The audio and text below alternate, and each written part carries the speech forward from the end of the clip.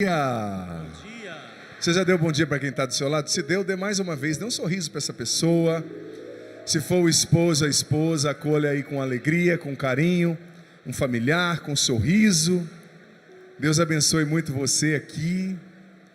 Quero desejar um bom dia também a quem nos acompanha em casa pelo Sistema Canção Nova de Comunicação, aos nossos músicos, ao Paulinho, bem-vindo. Deus abençoe todos os irmãos aqui, o Evandro, o Ítalo, que estão conduzindo também esse evento para as famílias. Podemos nos sentar um momentinho, por gentileza? Que bom, queridos filhos e filhas, ter vocês aqui na Canção Nova nessa manhã, e graças a Deus uma multidão reza conosco também pelo Sistema Canção Nova de Comunicação. Que interessante isso, né? Saber que a gente está aqui rezando. Saber que a gente está aqui rezando e uma multidão de pessoas reza conosco também. Que coisa linda, né?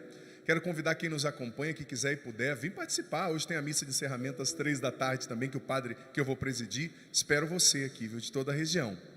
Enfim, nós estamos falando sobre a família. Quem aqui está com o esposo, com a esposa? Levanta a mão, os casais. Vou dar uma dica sobretudo para os homens. Quando eu fazer essa pergunta, você faz assim, ó.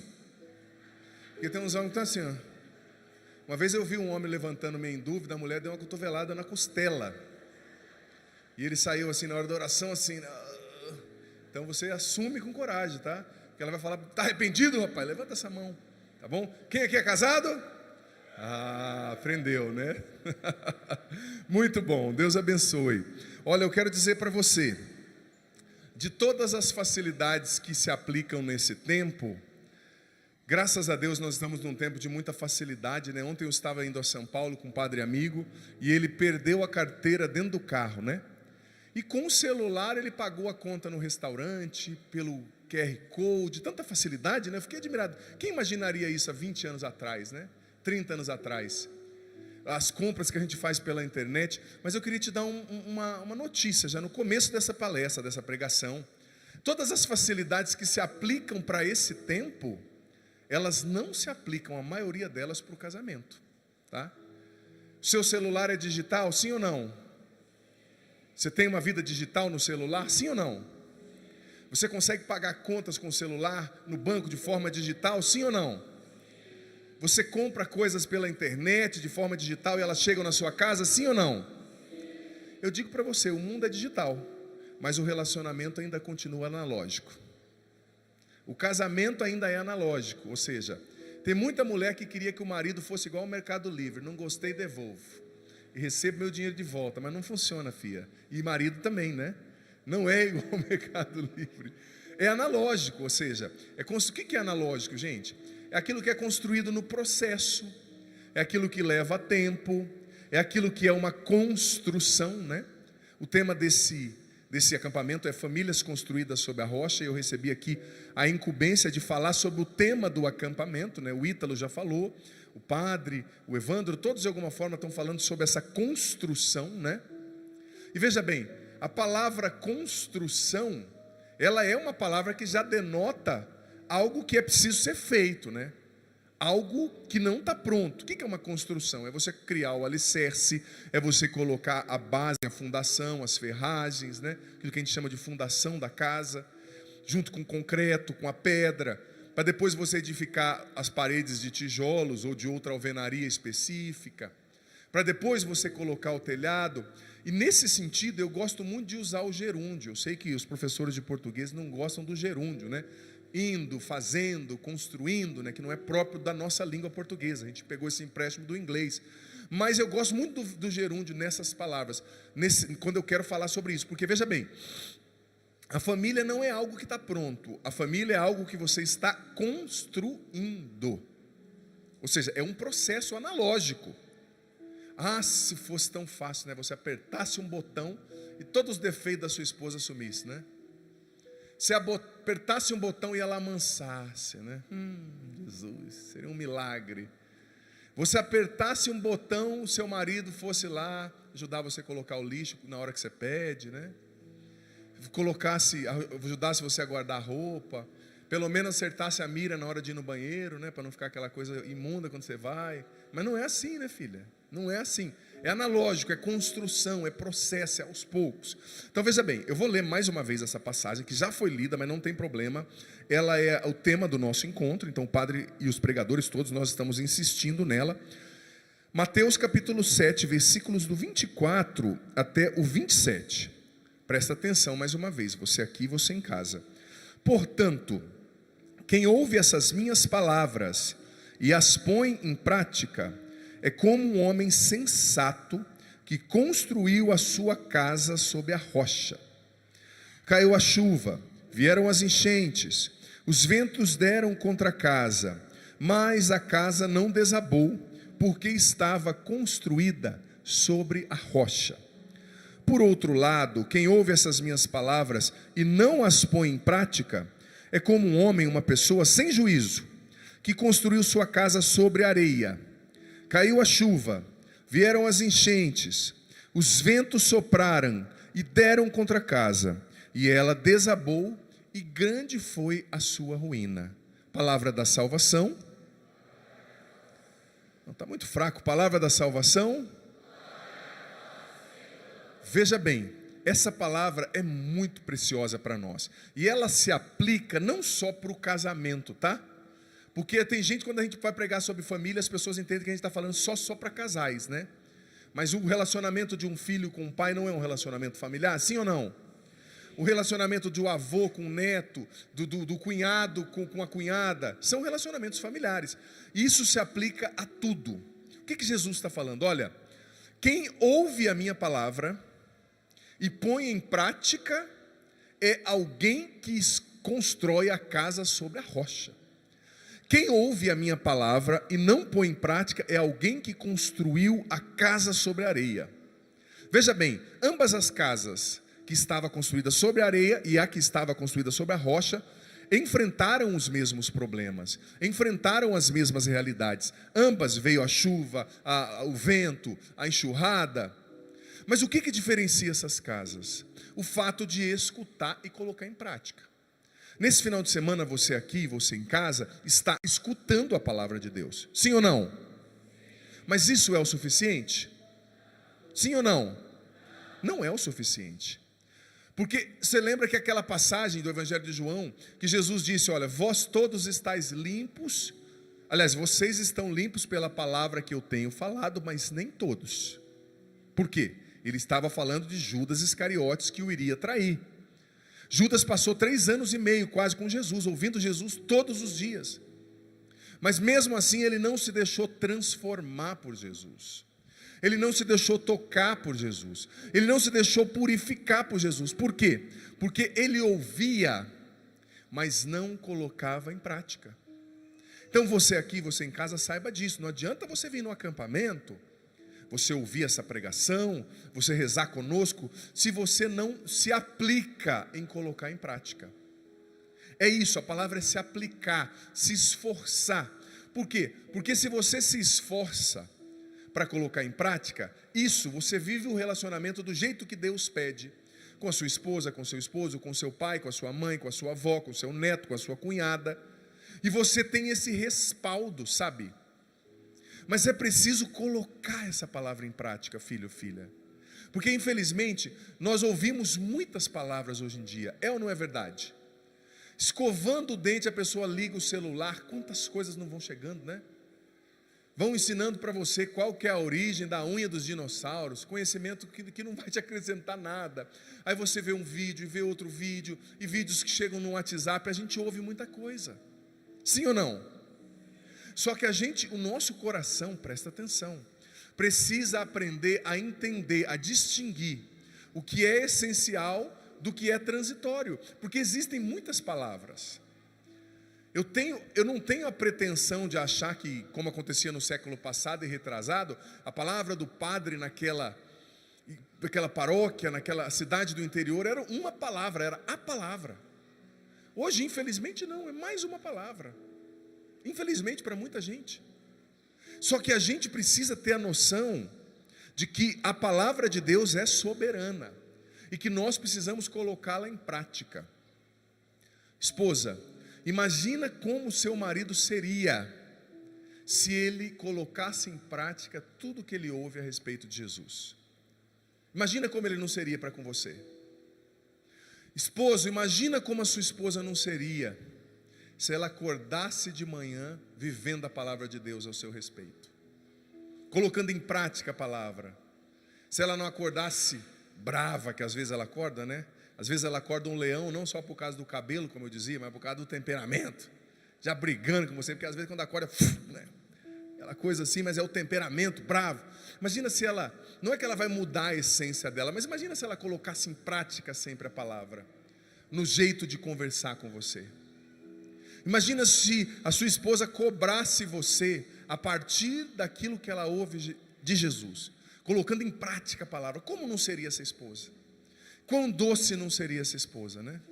Porque Jesus disse: eu tenho um coração manso e humilde. Muitas vezes a sua esposa diz: eu tenho o coração estressado e bravo, né? O contrário, ou o seu esposo, né?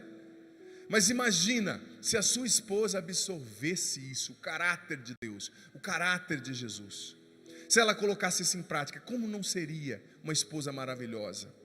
É como aquela passagem, né, da carta aos Coríntios, que diz: mulheres sejam submissas aos seus maridos, né? Muita mulher fica brava quando lê aquilo lá, mas não entende. Mas logo depois daquilo está escrito: maridos, amai as vossas esposas como Cristo amou a igreja e se entregou por ela. Ou seja, a mulher vai ser submissa, mas o marido vai estar, como Cristo amou a igreja? Dando a vida, morrendo. O marido vai estar disposto a morrer por ela. Se você vê que o seu marido está disposto a morrer por você, você não vai ter problema nenhuma de segui-lo, de falar com ele, de se submeter àquilo que ele te partilha com você, né? Mas o problema é as pessoas ficam só com a primeira parte do versículo, né? Tem que ser submisso, mas e aí a segunda, né? Você está vivendo a segunda? Mas imagina se o marido viver isso, e se a esposa viver também. A submissão não é sentido de escravidão, não é isso. É sentido dessa partilha, é sentido de não querer, sabe, um dominar o outro, mas de viver essa comunhão, né? Mas a palavra está dizendo, é preciso colocar em prática. Aí a sua casa vai estar sob a rocha. Você sabe que para construir uma casa, você precisa de tijolos, você precisa de areia, você precisa de cimento, você precisa de cal. Mas para construir um lar, você precisa de amor, você precisa de oração, você precisa de entendimento, você precisa de obediência à palavra de Deus. Uma casa é diferente de um lar, né? Tem muita gente que tem casa, mas não tem lar. Porque o Padre Jonas nos ensina na Canção Nova, nos ensinava e continua nos ensinando pelos seus escritos, né? Tem um documento da Canção Nova interno tão lindo que ele diz assim, falando para as casas comunitárias dos membros da Canção Nova. Ele dizia: o clima de família não pré-existe, a gente precisa criar. Não existe simplesmente porque nós estamos dentro de uma casa. Não. A gente precisa criar esse clima de família. Como? Vivendo a palavra, sendo respeitoso, conversando, partilhando, cuidando um do outro. Coisas sobre as quais o padre vai falar aqui na missa à tarde, sabe? Então veja bem, quando a gente fala de casa sob a rocha, né? Os padres da igreja, em especial Santo Agostinho, tem um texto bonito falando sobre isso. Santo Agostinho dizia que existem duas rochas espirituais, interpretando essa passagem, né? Quais são as duas rochas sobre as quais nós devemos construir a nossa família, a nossa casa, os nossos relacionamentos? A primeira rocha é Jesus, é o Cristo, é a pessoa de Jesus. Salmo 118 diz: Ele é a rocha, né, que os pedreiros rejeitaram, que se tornou a pedra, a rocha angular, a rocha sobre a qual está construída todo o edifício. Mas Santo Agostinho dizia também que a segunda rocha é a igreja. É Pedro, é o Papa, é a comunhão da igreja. Santo Agostinho dizia que assim como Eva foi tirada do lado de Adão, né, foi construída a partir do lado, né, da costela de Adão, a igreja nasceu do lado aberto de Cristo na cruz, de onde jorrou sangue e água. E veja bem, quando Santo Agostinho fala da igreja como pedra, ele não está falando simplesmente do templo onde você vai, ele está falando da igreja corpo místico de Cristo, ele está falando de Pedro, que é o Papa, que é a rocha, que não é somente como um diretor lá da escola, da empresa, que você tira e vem outro, não, é sobre a fé de Pedro que a rocha, que é a igreja, é construída. Então, as nossas famílias precisam ser construídas sobre a rocha que é Jesus. Por isso a família precisa rezar junta. O Ítalo já falou isso e eu repito e vou repetir depois. Por isso a família precisa conhecer Jesus junto. Ler a palavra de Deus, saber quem é Jesus, absorver o caráter de Jesus. Mas a família também precisa ir à igreja junto. A igreja é importante. Eu digo para você, é impossível você suportar isso que a palavra está dizendo, a enchente, a chuva, a ventania, se você não estiver na rocha que é a igreja. É impossível. Você não consegue. E infelizmente tem muita família por aí que desde a pandemia deixou de ir à missa, porque não podia, acabou a pandemia e continua assistindo missa pela internet. Pecado mortal, o católico batizado, que não está doente, que pode ir à missa, não ir domingo à igreja e não comungar. Não ir nos dias santos à igreja e não comungar. Pecado mortal. Mas tem tanta gente com uma preguiça. Gente, a preguiça espiritual tem destruído as famílias. Tem uma preguiça de rezar. Tem uma preguiça de ir à missa. Tem uma preguiça de ouvir sobre Deus. Não tem tempo, mas tem tempo para assistir uma série, às vezes que fica de 8 a 10 horas maratonando naquela série.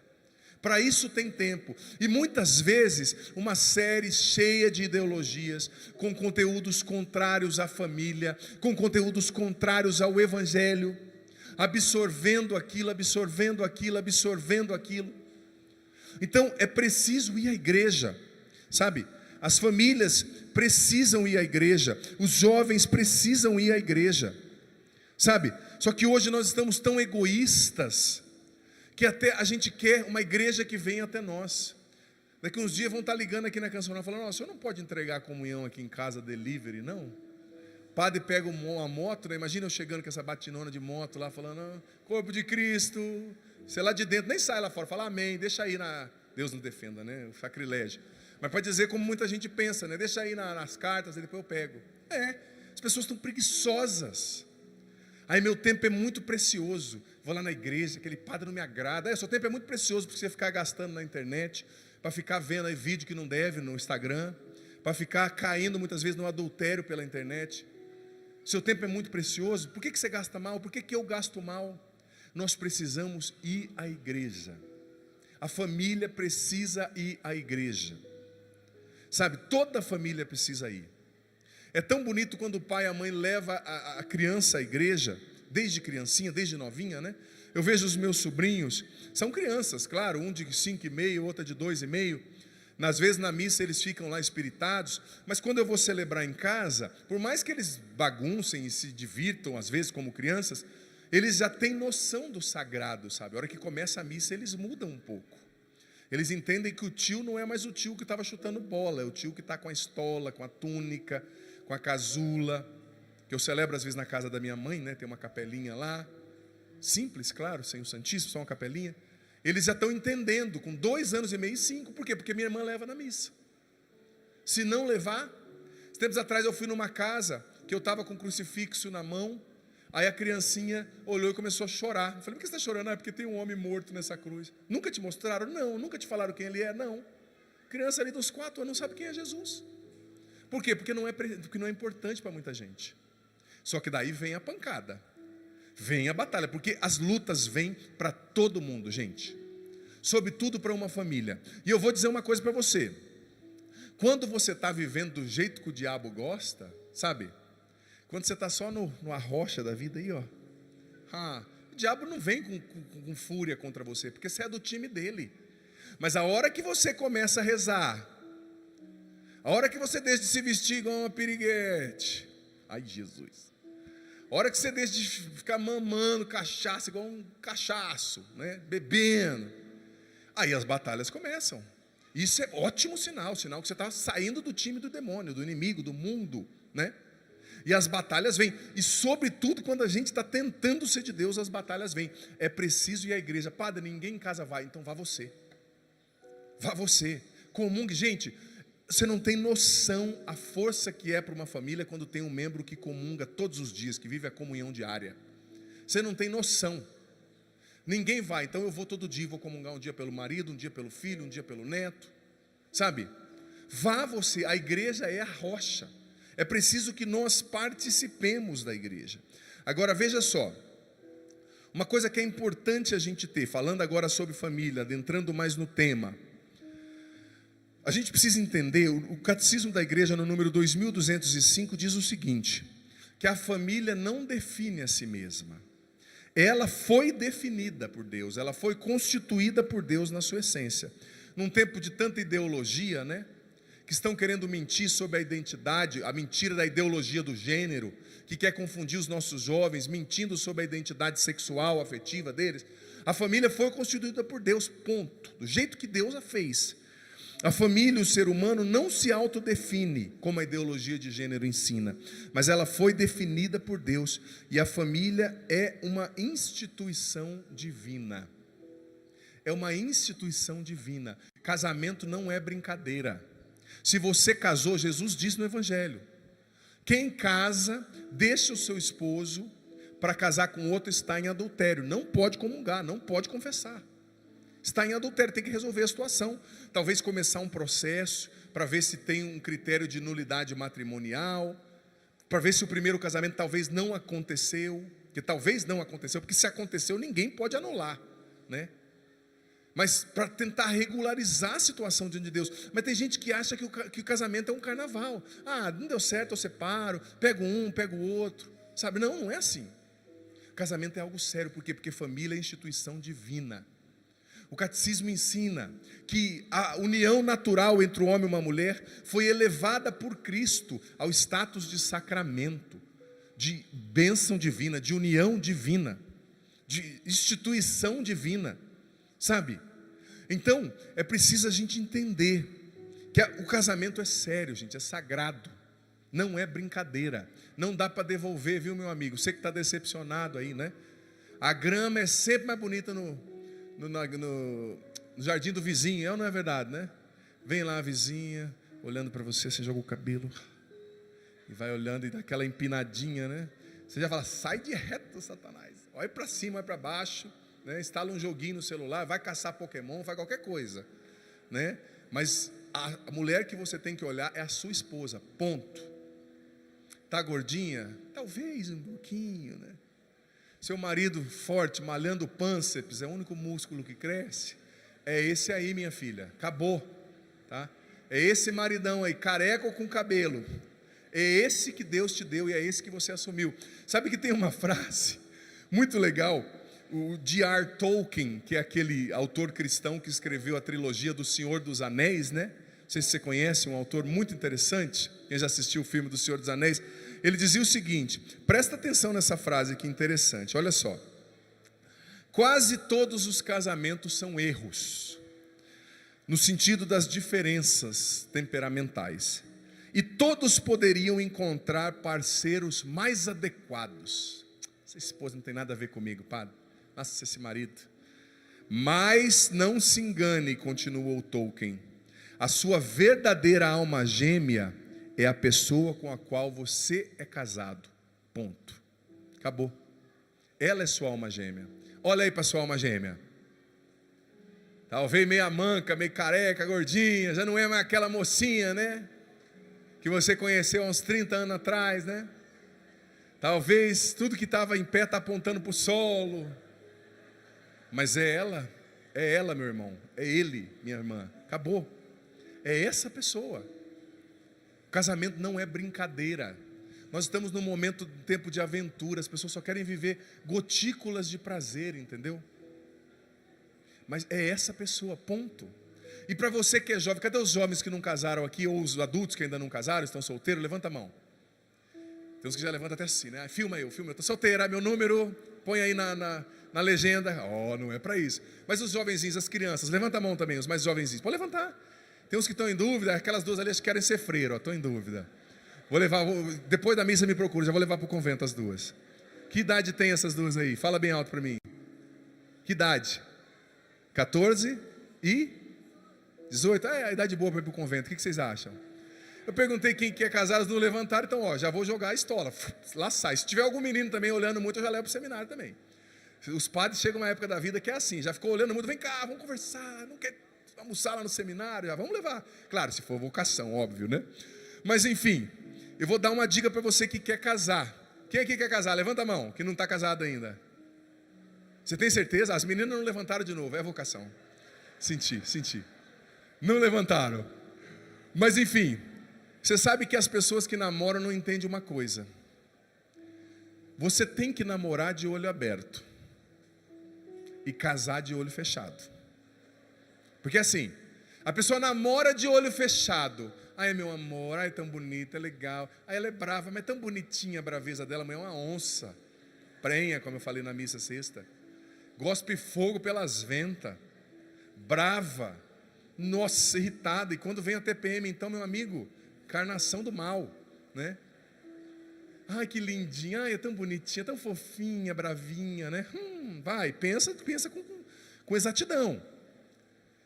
Fica com o olho fechado. Aí a hora que casa, depois de uns 6 meses, Padre do céu, minha mulher é muito brava.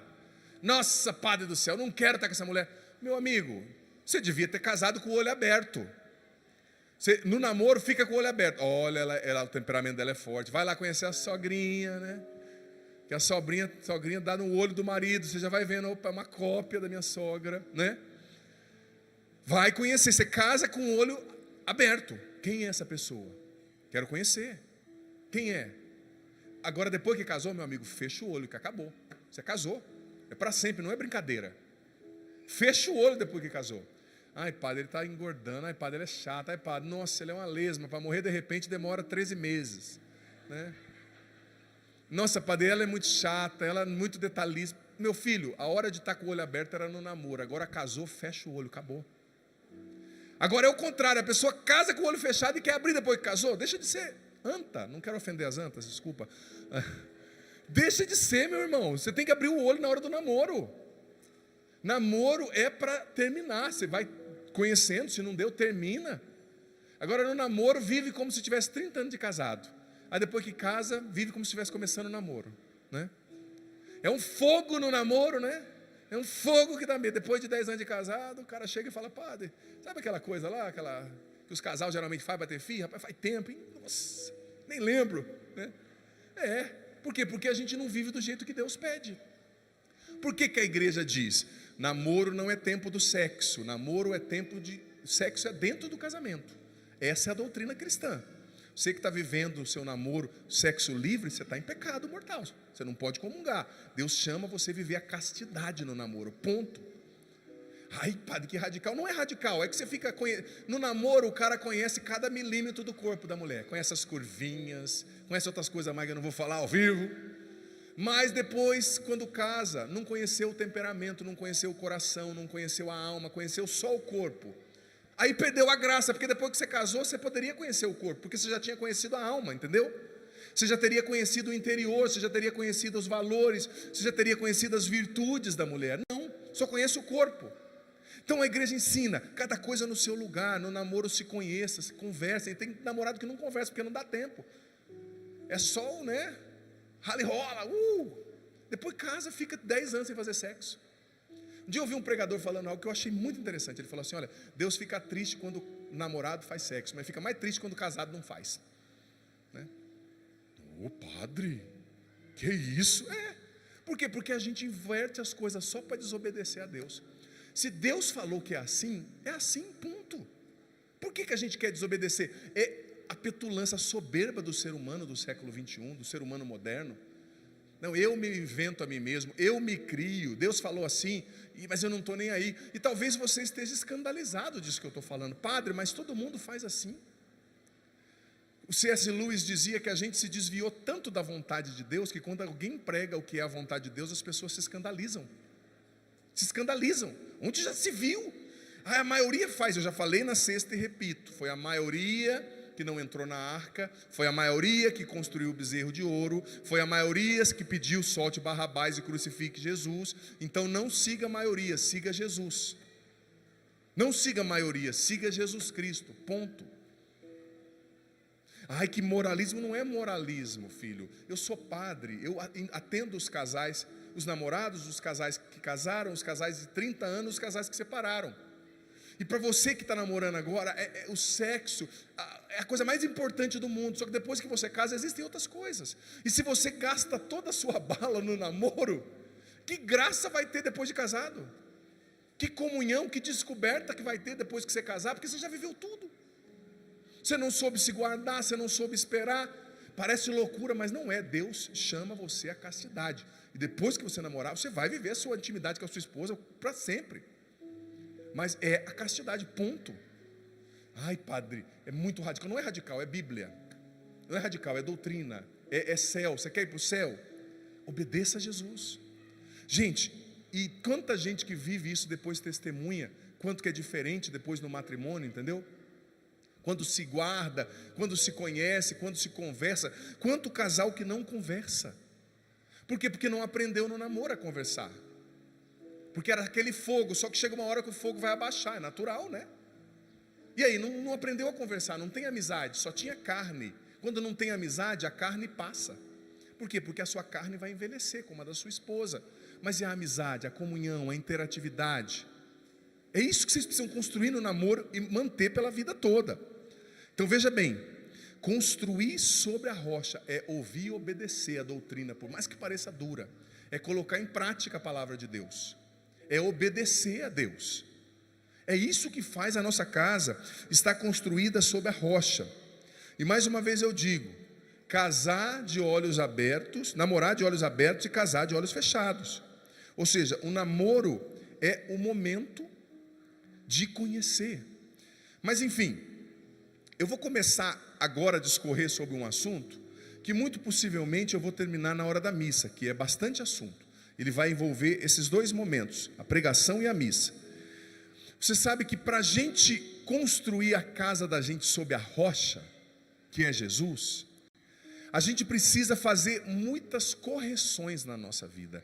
A gente precisa, eu gosto de usar a metáfora, eu preguei no aprofundamento da família, sobre das famílias da Canção Nova há pouco tempo atrás, e eu usei essa metáfora. Quem aqui não dirige hoje com GPS? Levanta a mão. Não dirige com GPS?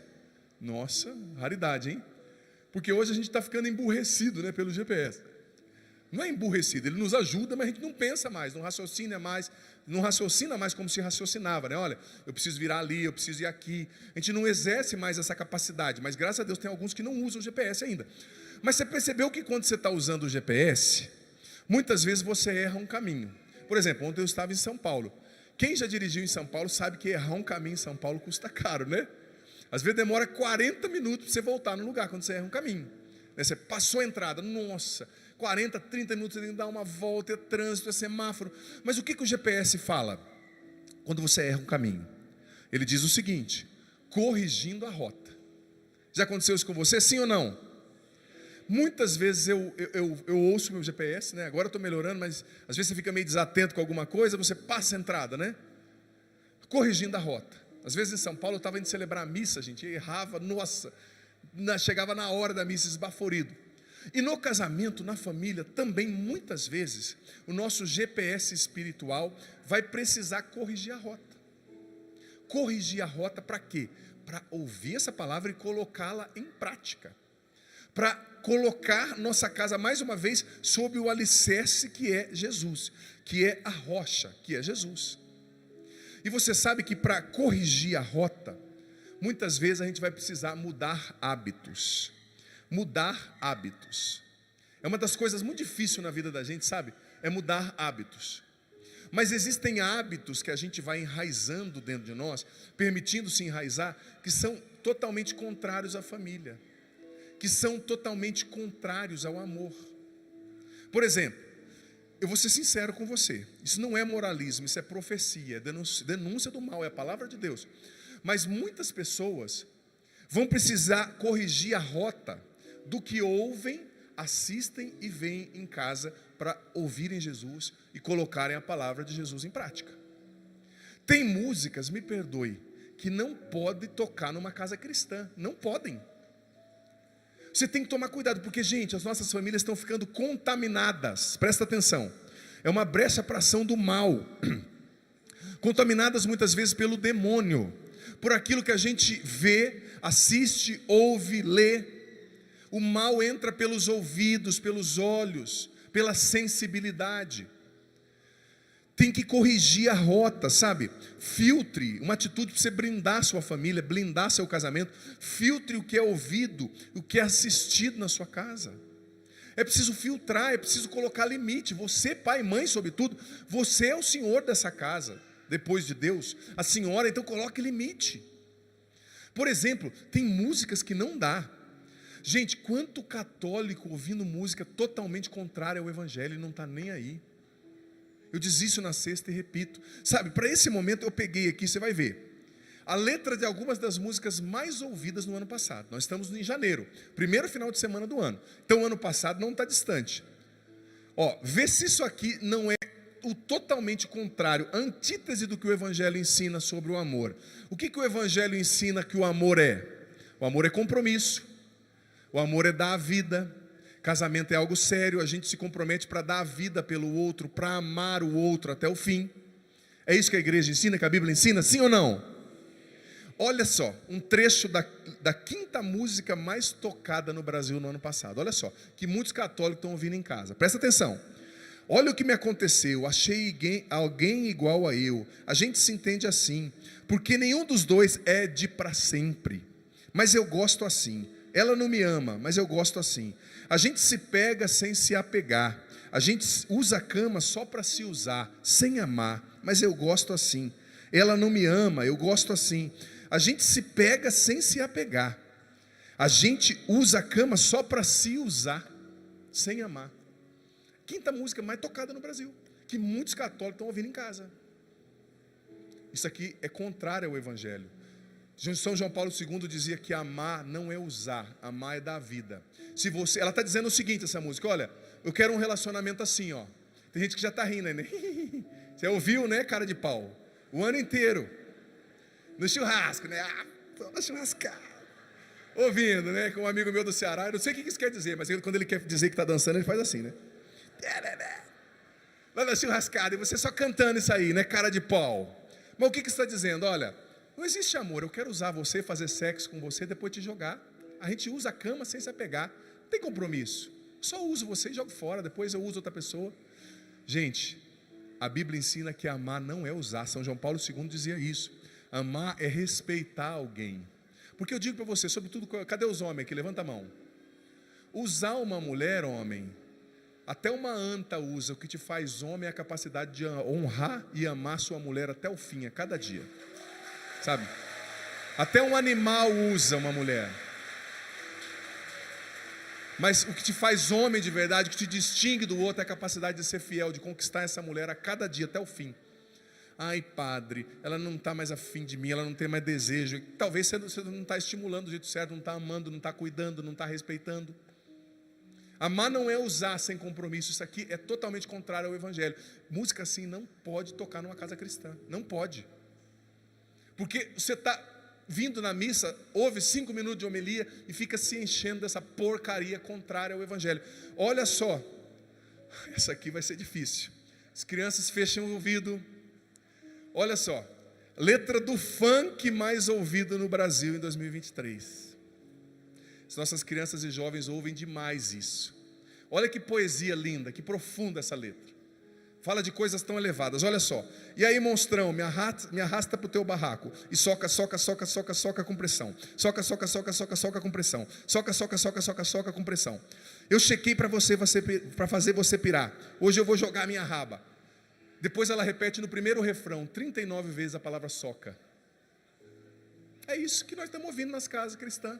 É isso que tem católico ouvindo. Soca, soca, soca, soca, soca, soca, soca. Fica imaginando a coreografia nessa hora. Eu nem vi, viu, gente? Eu só peguei a letra na internet. Eu não quis nem correr o risco. Imagina a coreografia. Deve ser assim, né? É assim que a mãozinha posta? Imagina a coreografia. É isso que está cheio. Tem muito católico ouvindo isso na casa. Não tem nada a ver. Tem a ver sim. Tem a ver. E eu vou dizer para você, isso é discurso de padre. Não é discurso de padre, não.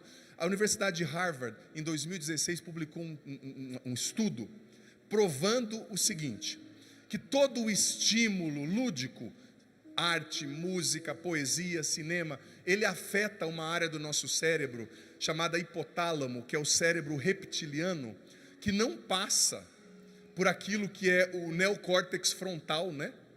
O neocórtex frontal no nosso cérebro é o responsável pelos juízos de valor, distinguir se é certo, errado, se é bom, se não é, se eu deixo entrar ou se eu não deixo. Essa pesquisa mostrava que tudo que é arte, música, não passa pelo neocórtex frontal, pelo juízo da razão, mas vai direto para o hipotálamo, para a nossa área mais instintiva, e acessa diretamente as nossas emoções, nosso pensamento, nossa sensibilidade, e gera uma percepção e um comportamento. Está provado cientificamente, para você não achar que é conversinha de padre.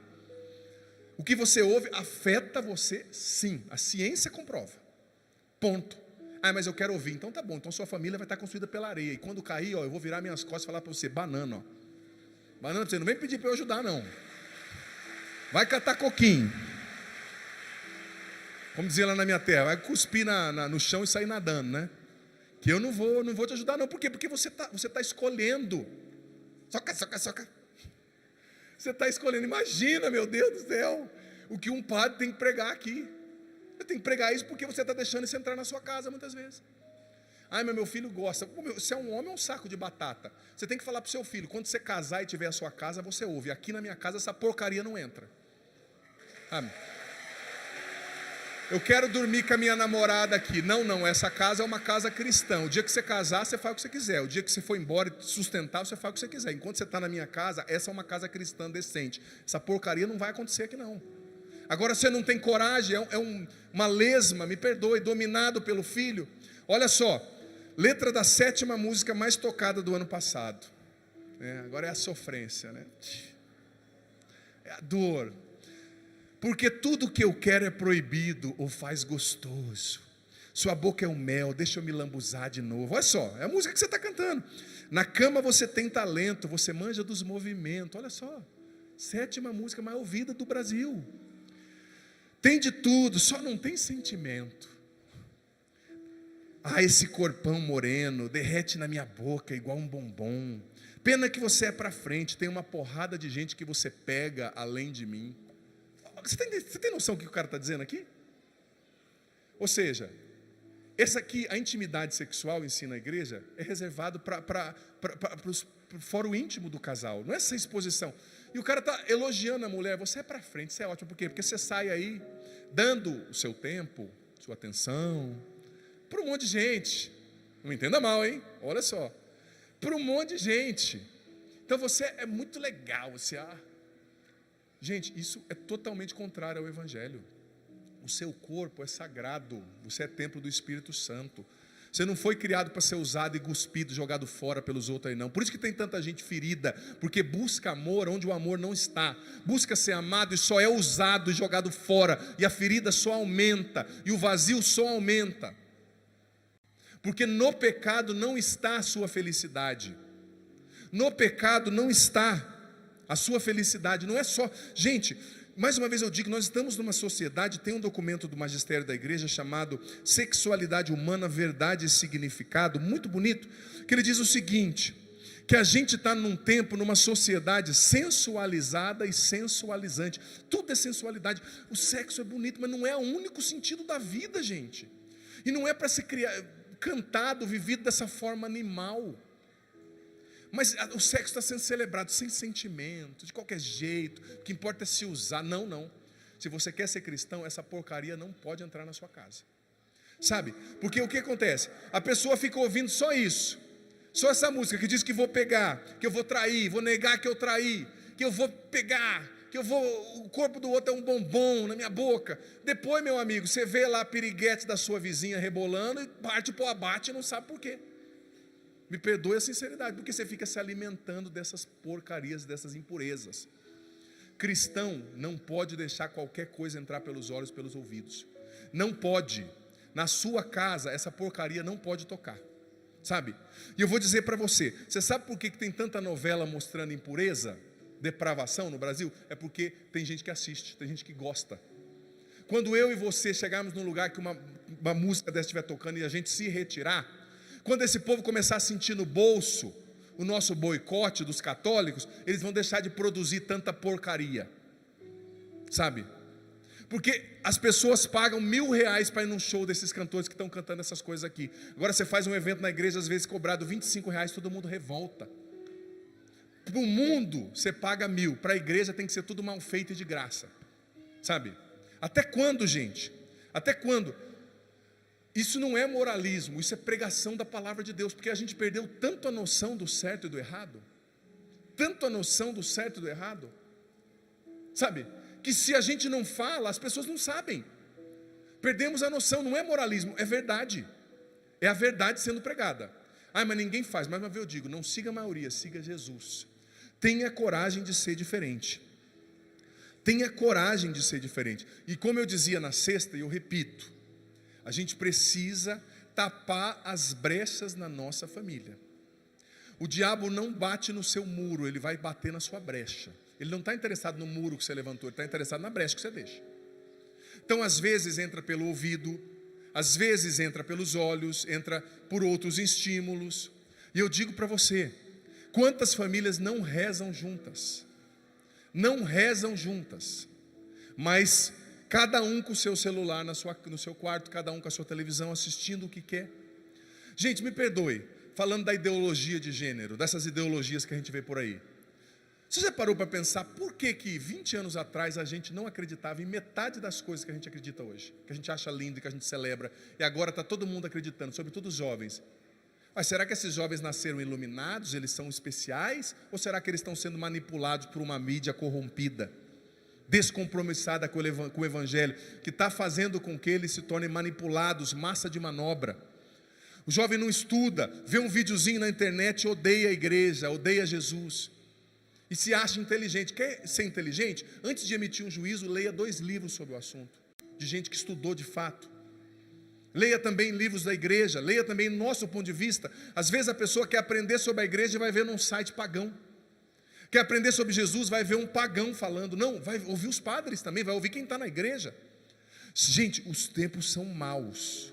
Os tempos são maus. Então, mais uma vez eu digo, é preciso levantar muralhas sobre as nossas famílias, ao redor das nossas famílias.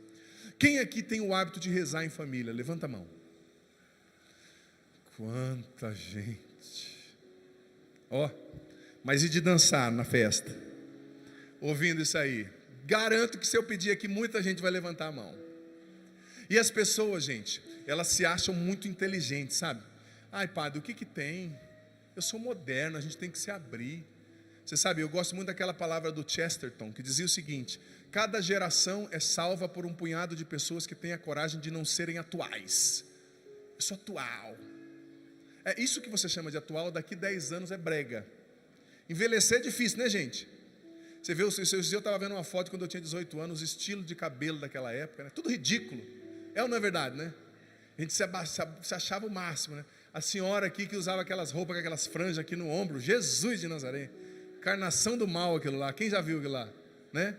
Aqueles estilos de cabelo. E a senhora não achava que estava abafando na juventude, né? Os homens que deixavam aquele tupete que antigamente chamava de pega-moça, né? Não pega nem pernilongo, mas o cara chamava de pega-moça. Com a parafina, você olha aquilo lá e fala, meu Deus, que ridículo. É, o que você acha atual hoje, daqui 10 anos é ridículo. Mas a palavra de Deus dura para sempre. Quem que você vai escolher agradar? Esse mundo ridículo, descompromissado com a verdade, ou Deus que vai te salvar e te levar para o céu? O único que pode salvar a sua família, encher seu coração de paz, renovar você, restaurar o seu coração. Eu vou dizer para você, não adianta só escutar isso que eu estou falando, tem que se decidir a colocar em prática. Para construir a casa sob a rocha, tem que se decidir a chegar em casa e a colocar isso em prática. Ai, padre, o que vão dizer de mim? Não importa o que vão dizer de você, o que importa é o que Deus vai dizer de você. O que importa é o futuro da sua família. Porque às vezes, querendo agradar tanta gente, sabe, a gente desagrada a Deus e a gente deixa de receber tudo que Deus preparou para nós, tudo que Deus tem para nós. Agora eu vou dizer, repito o que eu falava no início: a família não se constitui a si mesma, ela foi constituída por Deus. A família sabe? Ela foi constituída por Deus. E eu vou dizer para você, a gente precisa entender que existe uma guerra em curso contra a família. Uma guerra para destruir a família. É só você olhar 20 anos atrás e olha agora, quanto o número de divórcios aumentou. Sabe? E como eu disse, construa muros na sua família. Reze em família. eu quero lançar a proposta aqui, que a partir desse acampamento, pelo menos em 3 noites na semana, eu estou pegando leve, hein? 3 noites na semana vocês rezam o texto em família. Quem rezem o texto em família? Quem está disposto a assumir isso, a viver esse desafio? Levanta a mão. Quero ver, hein? Próxima vez que você vir aqui, eu vou cobrar, vou perguntar. E aí? Colocou em prática? Reze o texto. Gente, existe uma luta. Eu acho tão bonito a família, as pessoas que se levantam espiritualmente pela família. Por exemplo, há quanto tempo você não joga água benta na sua casa? Joga água benta na sua casa. Joga água benta em cada um dos seus cômodos, né? Tinha uma mãe que acordava, sempre o filho assustava dele dormindo, e ela jogava água benta na cabeça do menino. Ele, ai meu Deus do céu, o que é isso? É o dilúvio? Não, filho, é água benta, né? Coloque uma medalha de Nossa Senhora consagrada, abençoada, debaixo do travesseiro do seu filho, do seu marido, do seu neto. Coloque um crucifixo dentro de casa, abençoado. Há quanto tempo você não chama um padre para abençoar a sua casa, a sua empresa? Cerque-se espiritualmente, levante muros. Chame um padre para abençoar a sua casa. E uma dica, chame sempre perto da hora do almoço, assim, sabe? Né? E se for eu, pode aumentar, que olha o tamanho da criança, olha a estrutura, né? Eu amo abençoar as casas assim por volta do meio-dia, tá, gente? Não sei, é um horário assim que mexe comigo, sabe? Né? Então fica a dica, né? Ou também, pode ser à tarde, mas um café da tarde assim, reforçado, né? Você viu aquele ditado, comigo a um padre, né? Tem porquê esse ditado. Mas olha, levante muros espirituais, abençoe a sua casa, chama um padre para abençoar a sua empresa. Às vezes a gente não percebe que a gente está sob um ataque espiritual, sabia? Por exemplo, está quebrando tudo lá na sua empresa, está quebrando tudo na sua casa. É briga que acontece do nada. Você não percebeu que tem um ataque espiritual? Joga água benta, chama um padre para lá abençoar. Você está entendendo? Coloca um crucifixo na entrada da casa. Quanto mais amigo de Deus você for, melhor a sua relação em família vai ser. Quanto mais você rezar, filho, filha, melhor a sua relação em família vai ser. Quanto mais amigo de Deus você for, melhor a sua família vai ser. Eu já disse o acampamento das famílias do ano passado e repito. Quer saber o segredo para um casal ser feliz e dar certo? Sim ou não? Ambos se apaixonarem por Jesus. Quando o marido é apaixonado por Jesus e a mulher é apaixonada por Jesus, o casamento vai dar certo. A família vai para frente. Mas rezemos, coloquemos o Senhor em primeiro lugar, sabe? Ergamos muros de proteção espiritual para proteger a nossa família. Às vezes está na tua cara, o demônio está destruindo e você está, ai, não sei o que aconteceu, ai, meu marido está chato. Reze. Tem um ataque espiritual acontecendo sobre os objetos, sobre o ambiente, sobre as pessoas. Consagre a casa a Deus, reze o rosário, acorda de madrugada para rezar, faça dinâmicas de oração forte. Enfim, é um pouco disso. Vamos ficar em pé? Quero chamar aqui os irmãos, o Ítalo, por gentileza, e o querido Evandro para rezarem comigo nesse momento. Os irmãos que estão conduzindo também esse acampamento, 2 irmãos muito queridos. E veja bem, por favor, não fica com essas letras que eu falei na cabeça não, que isso é uma praga, né? Essa palavra só que eu estava estudando, isso não saiu. Eu falava, ai, sai, Satanás. Porque a música já é feita, é só batida, né? Para te prender, e você está ouvindo, né? Os jovens estão ouvindo. Não deixe isso entrar na sua casa. Amém? Quero pedir então que você levante seus braços. Levanta os seus braços agora, filho, filha, você aqui, você em casa. Os irmãos vão me ajudar, mas eu já quero, no começo dessa oração, pedir: vem Espírito Santo. Vem Espírito Santo sobre quem está aqui, quem está em casa. Espírito Santo, vem nos dar o entendimento de tudo que ouvimos aqui. Para muitos talvez é muito duro, que foi falado aqui em outras palestras. Para muitos talvez isso é intragável, não é palatável, não é facilmente compreendido. Vem Espírito Santo, a palavra diz que é o Senhor quem convence a respeito da justiça, do pecado, do juízo. Vem Espírito Santo, vem sobre mim, sobre nós que estamos aqui, sobre quem está em casa, sobre os pais, mães, os jovens, os idosos. Vem nos batizar e nos encher, Espírito de Deus. Vem nos dar o entendimento de tudo que ouvimos aqui, Espírito Santo.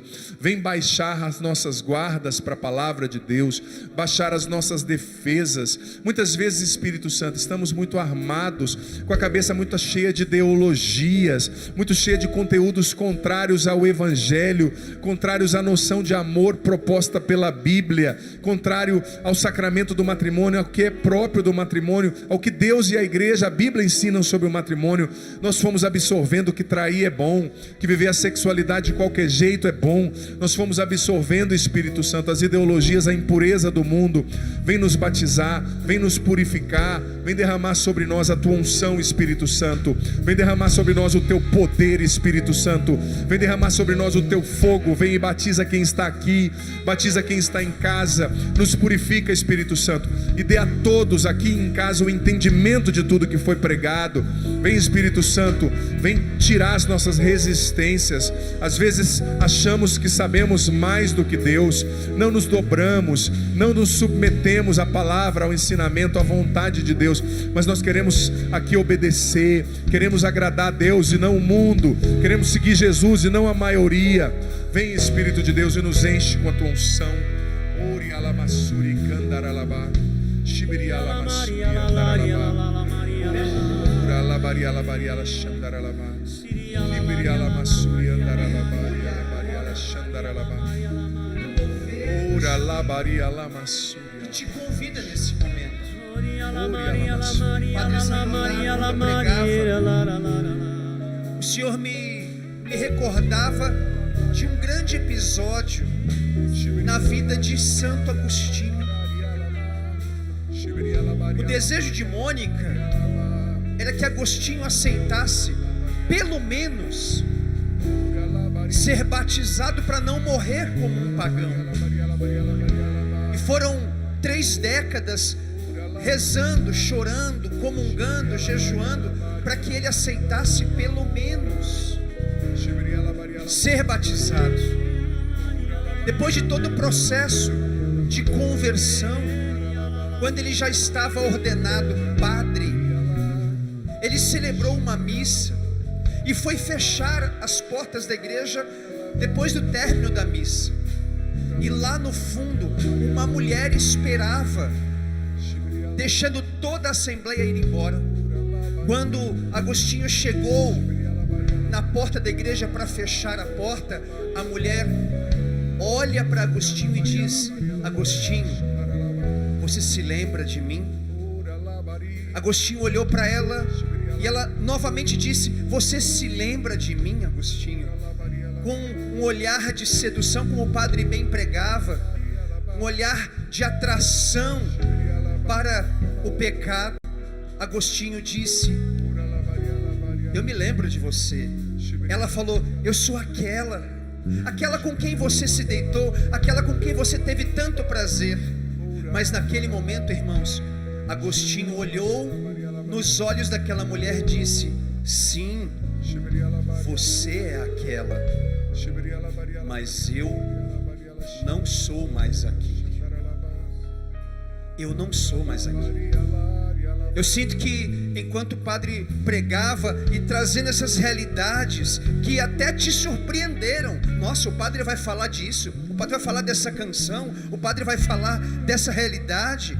Alguns até estranharam, mas para você perceber que a igreja está observando o movimento do mundo para salvar você. Este acampamento neste fim de semana não é mais que uma desculpa para você voltar para a sua vida e dizer como Agostinho: eu não sou mais aquele, eu não sou mais aquele, eu não ando mais com esse mesmo tipo de comportamento. Tem muita coisa que você vai ter que jogar fora, porque Deus usou desse final de semana, meu irmão, minha irmã, para dizer a você: eu estou tirando você da lama, mas também estou tirando dentro de você a lama que está dentro de você. Ergue teus braços e diz: eu aceito, Senhor, eu aceito a tua vontade sobre a minha vida, eu aceito, Espírito Santo, aquilo que o livro da vida escreveu a respeito da minha família. Venha sobre nós, Espírito Santo, e nos convença no final desta manhã. Venha sobre nós, Espírito Santo, e traga uma onda de conversão, como a onda de conversão que visitou Agostinho, de uma forma profunda, de uma forma profunda.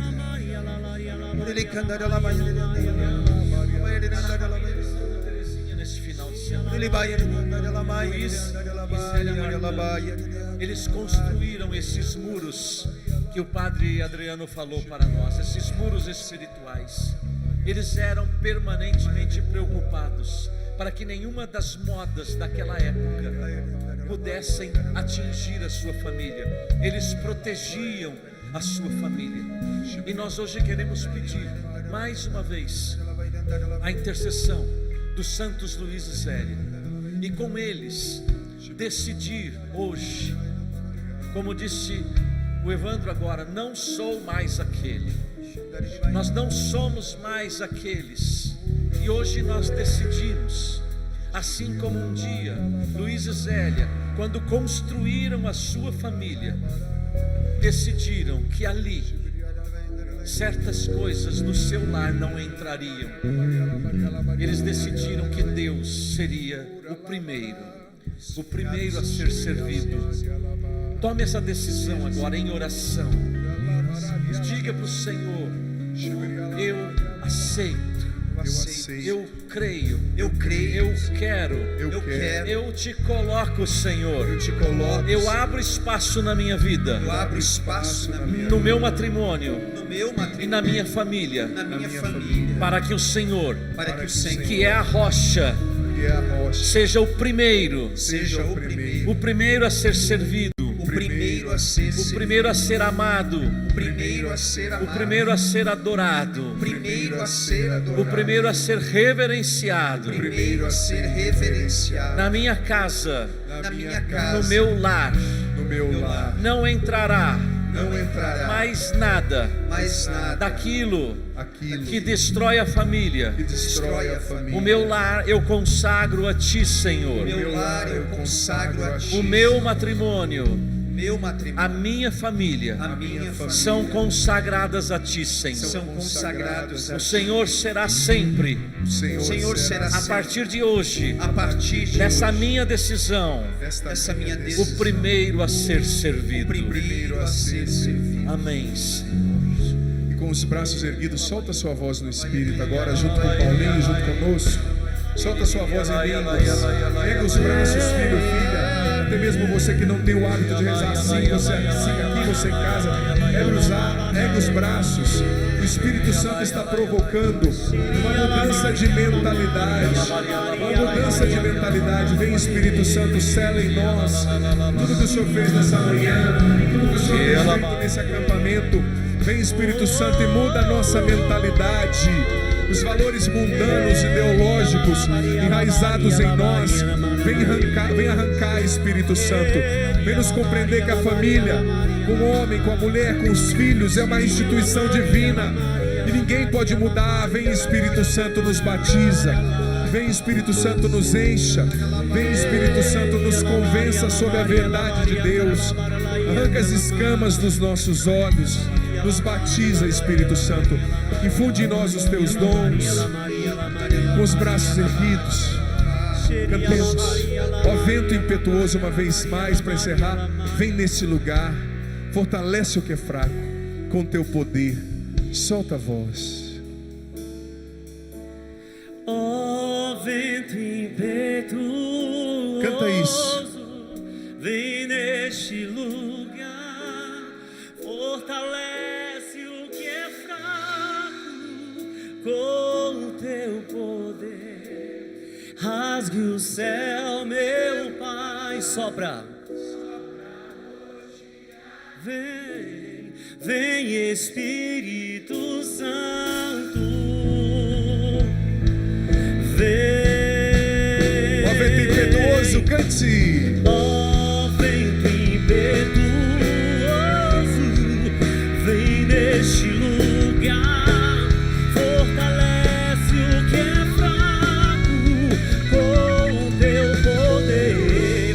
Rasgue o céu, meu Pai, sopra hoje aqui. Vem Espírito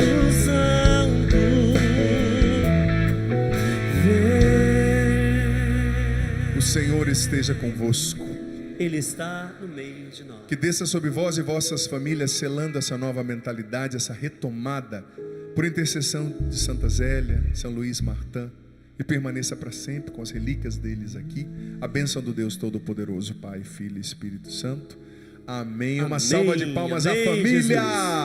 Instituição divina. Do Pai, do Filho e do Espírito Santo. Amém. Amém. Bonita essa música, hein? É do Padre Adriano. Você pode ouvir essa música aí, viu? Doce Hóspede da Alma, depois nas plataformas digitais também.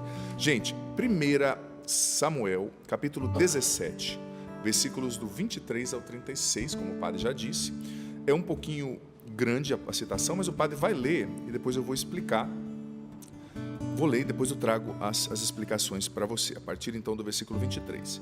Enquanto lhes falava, veio saindo das fileiras dos filisteus aquele campeão chamado Golias, filisteu de Gata. Davi ouviu proferir as provocações de sempre. Todos os israelitas, ao verem um homem, fugiram dele, pois tinham muito medo dele. Um dos israelitas disse: não viste esse homem que sai das fileiras? Ele vem insultar Israel. Aquele que o matar, o rei o cumulará de muitas riquezas, lhe dará sua filha e deixará a casa de seu pai livre de impostos em Israel. Davi perguntou aos homens que estavam com ele: que recompensa terá aquele que matar aquele filisteu e tirar essa afronta de Israel? Quem é esse filisteu incircunciso para insultar as fileiras do Deus vivo? Os soldados deram a mesma resposta: a quem o matar se dará tudo isso. Eliabe, seu irmão mais velho, ouvindo como falava com os outros, irritou-se contra Davi e disse: para que viestes aqui? Com quem deixastes aquele punhado de ovelhas no deserto? Eu conheço a tua presunção e tua malícia. Foi para ver a batalha que vieste. Davi disse: que fiz eu? Fiz apenas uma pergunta. Desviou-se dele para outro para fazer a mesma pergunta, e as pessoas deram-lhe a mesma resposta de antes. Quando ouviram as palavras de Davi, comunicaram-nas a Saul, e ele mandou buscá-lo. Davi disse a Saul: ninguém deve desanimar por causa desse filisteu. Eu, teu servo, vou lutar contra ele. Mas Saul ponderou: não és capaz de enfrentar esse filisteu. Tu és ainda um menino, e ele um guerreiro, um homem de guerra desde a sua juventude. Davi disse a Saul: teu servo cuidava do rebanho do pai. Quando vinha um leão, um urso, e tomava um carneiro do rebanho, eu os perseguia e matava, tirando-lhes a presa da boca. E eles me atacavam, agarrava-os pela goela e os matava a golpes. Assim como teu servo matou o leão e o urso, assim fará esse filisteu incircunciso, como se fosse um desses animais, pois atreveu-se a insultar as fileiras do Deus vivo. Palavra da salvação. Glória a vós, Senhor. Trazendo um pouco, palavra do Senhor, desculpa. Eu não estou na missa, posso mudar. Filho amado, filha querida, veja bem o contexto no qual essa leitura acontece. Você sabe que os judeus estavam em guerra contra os filisteus, que tinham um exército poderosíssimo. E os filisteus colocaram o seu maior guerreiro. Diz algumas tradições da Bíblia que ele tinha quase 8 pés, né? Imagina, um cara de 2 metros e pouco seria, né? E muito forte, um guerreiro desde a juventude. E esse guerreiro saía, os dois exércitos estavam enfileirados, um diante do outro, e esse guerreiro saía amaldiçoando o exército, amaldiçoando o Deus do exército, né? Dizendo: esse Deus, que é o Deus vivo, né, não é paro para mim, não é paro para ninguém. E o general dizia assim: olha, se alguém vir enfrentar Golias e o vencer, nós vamos embora, a vitória será de vocês. Mas ninguém tinha coragem, porque imagina, um homem com uma espada enorme, grande, bravo, bom soldado, era o melhor guerreiro em atuação na época. E Davi foi lá. Se você ler a passagem toda, desde o capítulo 17 do início, você vai ver que Davi foi lá porque o pai dele pediu para ele levar um queijo e comida para os irmãos, queijo para o chefe da guarda e comida para os irmãos. Só que Davi, gente, ele era, além de ser usado, ele era ungido, né? Ele era um garoto, pastorzinho. Mas ele vendo aquilo, ele foi tomado de uma santa cólera, né? Mas como é que esse incircunciso, ou seja, esse homem que não tem fé, esse homem que não conhece o nosso Deus, vem amaldiçoar o nosso Deus, vem causar medo e ninguém tem coragem de enfrentá-lo? Ninguém tinha coragem. Quando o Saul, o rei, ouviu falar que alguém tinha coragem, falou: opa, manda esse rapaz vir aqui. Mas a hora que Saul o viu, olha o que Saul disse no versículo 33. não és capaz de enfrentar esse filisteu. Tu és ainda um menino, ele um homem de guerra desde a sua juventude. Guarda isso. Mas Davi foi explicando, olha, eu enfrentei o leão, eu enfrentei o urso, né? E com a força de Deus eu venci o leão e o urso, cuidei dos rebanhos do meu pai, e eu vou enfrentar também esse filisteu, eu vou vencê-lo.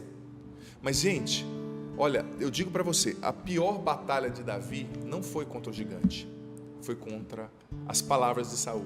Porque a maior batalha, ela não acontece fora de nós, ela acontece aqui na nossa mente, na nossa cabeça. A mente é o maior campo de batalha.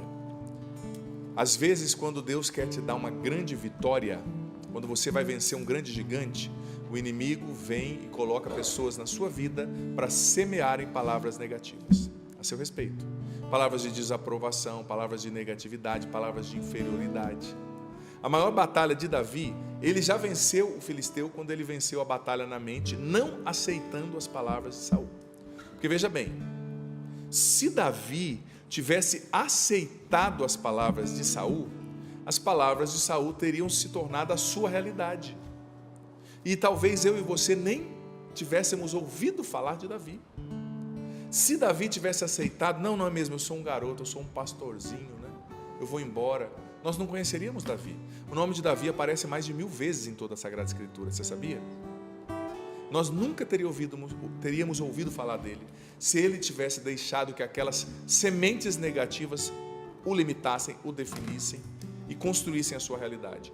Aquelas palavras poderiam ter se tornado a realidade de Davi, sim, mas somente se ele as aceitasse como verdade. Saul como que disse para Davi assim, olha, você Davi, você é um garoto, quem é você? Você vem de uma cidade inexpressiva, você não tem um sobrenome forte, nem alistado no meu exército você está. Quem é você para enfrentar esse guerreiro? Mas graças a Deus, filho amado, filha querida, que Davi não escutou a voz de Saul, Davi escutou a voz de Deus, porque Davi sabia o que Deus tinha colocado dentro dele, as pessoas não. As pessoas às vezes te menosprezam porque elas não sabem da sua aliança com Deus, elas não sabem da grandeza que Deus já colocou dentro de você. E tem momentos nos quais você tem que acreditar em você e acreditar no que Deus já te falou, no que Deus já fez a seu respeito. Porque veja bem, para todo mundo ali Davi era um garoto, inexpressivo, fraco, não alistado no exército, não versado na arte da guerra. Ele era pequeno, ele era menino. Então todos lançaram a ele olhares e palavras, sobretudo o rei Saul, de desaprovação, de rejeição, de inferioridade. E como é duro você lidar com as palavras de não aprovação, não é verdade? Quando duvidam do que você é. Duvidaram do que Davi era, mas ele sabia quem ele era, porque Deus já lhe tinha falado. Talvez você esteja hoje como Davi. Existem muitos Sauls na sua vida falando para você, você não é bom o bastante, você não é capaz, você não é bonito, você não vai passar naquele concurso, você não vai casar, você não vai ficar bem, você não vai se recuperar dessa doença, você não tem tantas coisas boas como você achava. Mas não escute a voz do Saul, dos Sauls, eu vou usar no plural, que o inimigo coloca na sua vida. Escute a voz de Deus.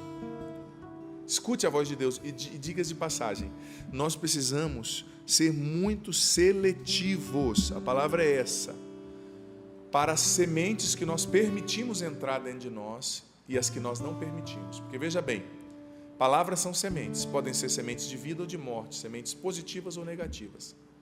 E tem pessoas que eu digo para você que são usadas pelo mal, consciente ou inconscientemente, elas são usadas pelo mal, às vezes pessoas próximas a nós, para jogar sobre nós sementes negativas.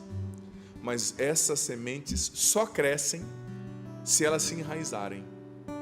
Toda semente no solo, ela só cresce quando ela lança raiz na terra. E o que é lançar raiz? É uma metáfora do você aceitar, do você guardar, né? Talvez disseram para você, você não é bom o bastante. Mas o que Deus diz a seu respeito? O que Deus fala de você? Às vezes as pessoas não veem o que Deus colocou dentro de você. Mas Deus sabe, e você também. Você precisa guardar isso. E veja bem, não aceite ser plantado no seu coração, sabe, aquilo que não é de Deus. Não aceite a voz de Saul determinar o seu destino. Porque imagina, gente, Davi nunca realizaria todo o seu potencial se ele tivesse assumido as palavras de Saul como verdade. Saul via nele um garoto, mas Deus via nele o rei de Israel.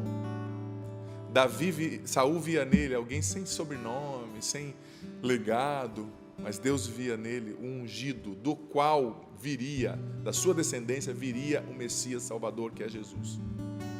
Tanto que Jesus, um dos títulos messiânicos, é chamado Filho de Davi. Mas por que Davi tem toda essa honra? Porque ele acreditou.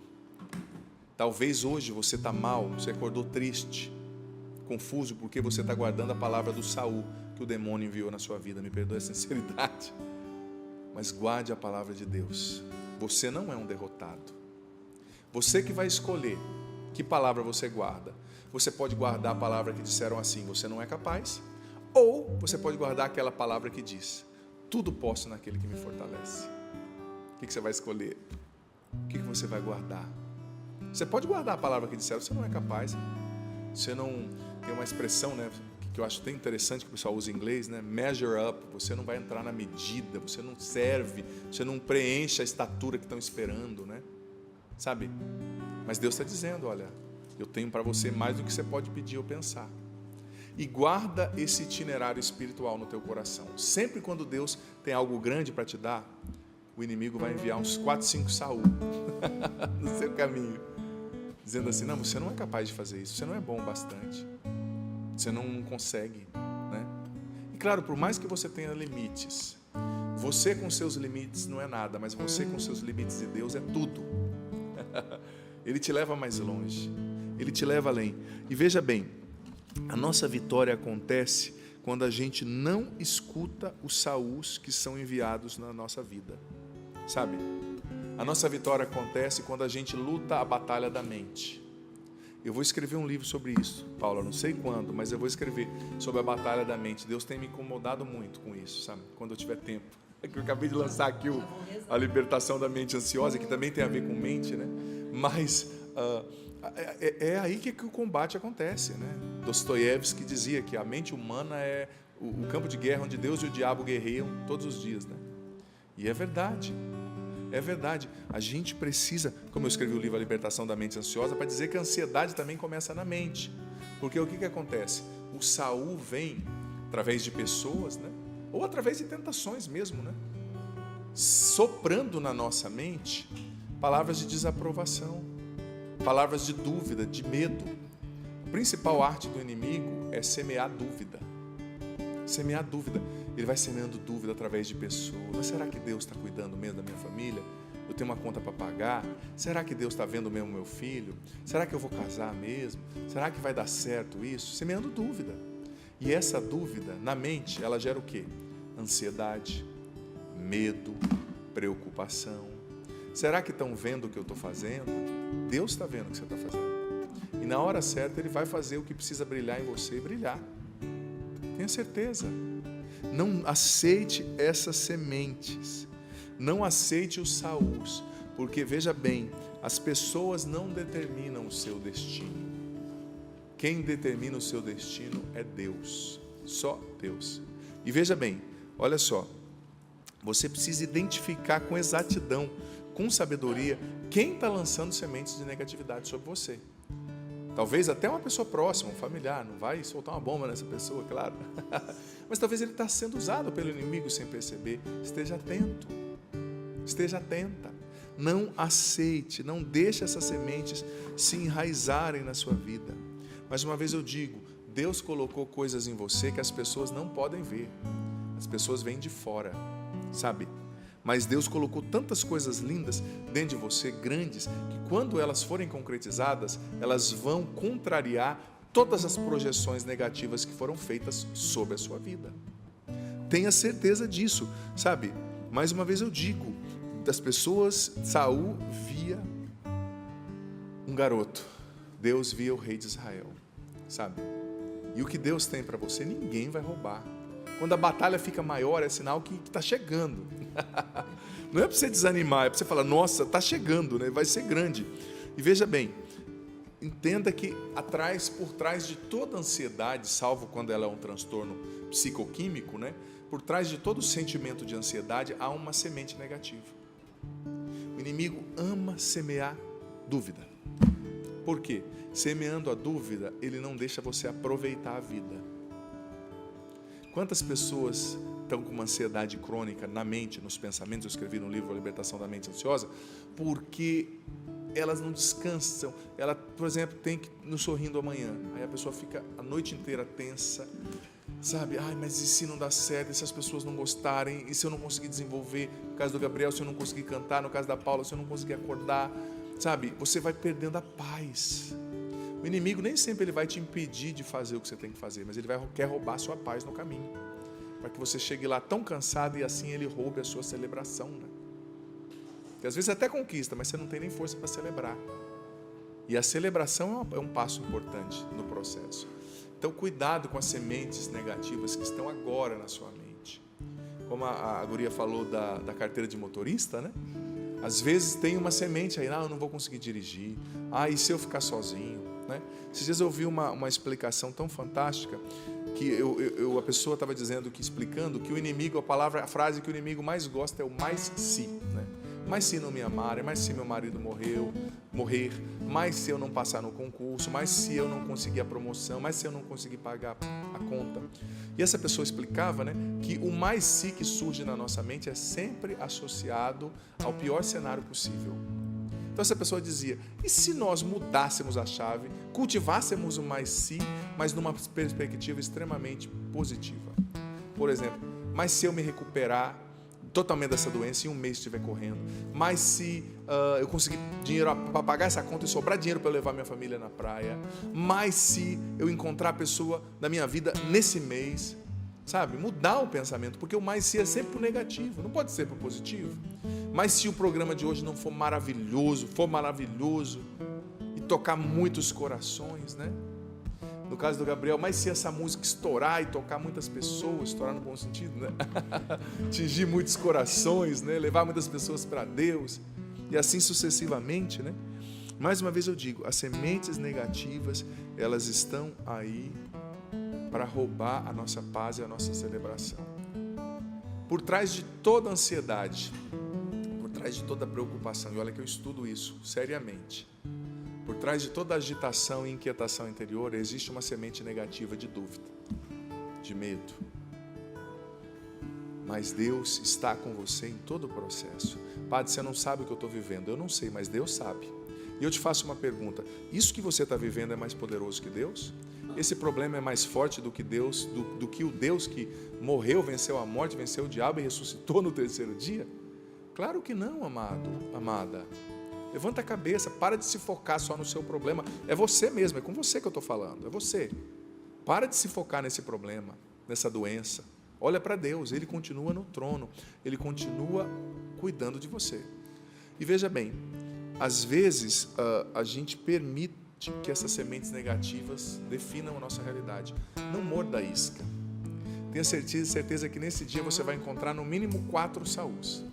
Internos ou externos, dentro da mente ou fora, né? Personificados. Não morda a isca, a palavra é essa. Mantenha os seus ouvidos fixos em Deus, na boca de Deus, seu coração fixo nele. E não permita as pessoas, não definem a sua realidade. Sabe, as pessoas são naturais, Deus é sobrenatural, elas não veem tudo. As pessoas são limitadas, Deus é infinito. As pessoas são preconceituosas, Deus é amor. Talvez as pessoas estão dizendo para você, você não measure up, né? Você não tem estatura para isso, você não é bom o bastante, né? Mas Deus está te dizendo, olha, eu te vejo, eu sei o que eu tenho para você.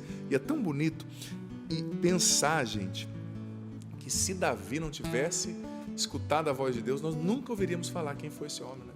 Ele morreria lá cuidando de ovelha e de cabra. Ele continuou cuidando de um rebanho, mas era o rebanho de todo o país, né? Não era o rebanho só daquelas cabras e ovelhinhas lá em Belém. Então veja bem, fixe o seu ouvido na voz de Deus. Às vezes isso pode parecer abstrato em algum processo humano que a gente vive, mas é muito concreto. se você parar e pensar, às vezes nós somos muito agitados, né? Quantas coisas Deus já não falou, né? E que Ele já não vem falando, já não vem revelando, já não vem te mostrando. E você sabe o que é triste? Eu digo com muita sinceridade, tem muitas pessoas com um potencial tremendo. Eu já vi, conheço inúmeras, que vivem a vida inteira uma vida medíocre, uma vida limitada, porque ouviram a voz de Saul, né? E deixaram aquilo gerar uma crença, aquilo que a TCC, né, a terapia cognitivo-comportamental na área da psicologia trabalha muito, né, a questão das crenças basilares que estão na base do comportamento, né? Você vê uma crença de menos-valia, por exemplo, a pessoa se vê sempre como inferior, né? Uma crença de rejeição, ela não se sente aceita, então ela tem que agradar a todos, ela não sabe dizer não, né? E vai se sobrecarregando. Uma crença que questiona a própria autoestima, né? A menos-valia está ligada a isso. O valor, a beleza, a capacidade, uma crença de incapacidade. Tudo isso vai minando na base o seu progresso, sabe? Mas é muito concreto. Quanto mais você se aproxima de Deus, quanto mais... Olha, existem 3 segredos para você vencer a voz de Saul. A primeira é a vida de oração. A segunda é a fé no que você não vê. E a terceira é a intimidade com Deus. Vida de oração, né? Quem reza está potencialmente escutando a Deus. A fé, você acredita mesmo sem ver no que Ele já te disse. E a intimidade com Ele. Porque quando você é íntimo de Deus... Não, Davi era chamado na Bíblia de um homem segundo o coração de Deus, né? Quando você é íntimo de Deus, falem o que falarem, cai o mundo. Você sabe quem você é. Você sabe quem Ele já te falou que você é, né? E nisso, olha, eu ensinei a minha irmã, um abraço a Cássia Zandoná, lá em Londrina. Eu a encontrei há pouco tempo e eu contei para ela uma situação bem difícil que eu vivi. E contei para ela, assim, que de manhã, todo dia, eu já fiz isso hoje, né? Eu gosto de acordar bem cedinho. Na minha casa, graças a Deus, tem uma capela, uma casa de padres, né, com o Santíssimo. Então eu já vou, na hora que eu acordo, às vezes 5h30, 6 horas, vou para a capela, faço o meu estudo bíblico. E eu contando para ela, olha, Cássia, eu ia viver essa situação, mas de manhã Deus tinha me falado que isso ia acontecer e que eu deveria reagir assim. Ela me olhou assim assustada. Como assim Deus tinha te falado? Aí eu a ensinei a fazer o estudo bíblico, né? Ensinei ela a fazer de maneira bem simples. Eu até faço um pouco mais simples do que a Bíblia no meu dia a dia. Por causa da correria, eu pego alguns passos, sintetizo alguns passos em um só, né? Mas é interessante, se você faz o estudo bíblico todo dia, se você pega intimidade em fazer, tem o seu diário espiritual, é impressionante. De manhã Deus te fala o que você vai enfrentar à tarde.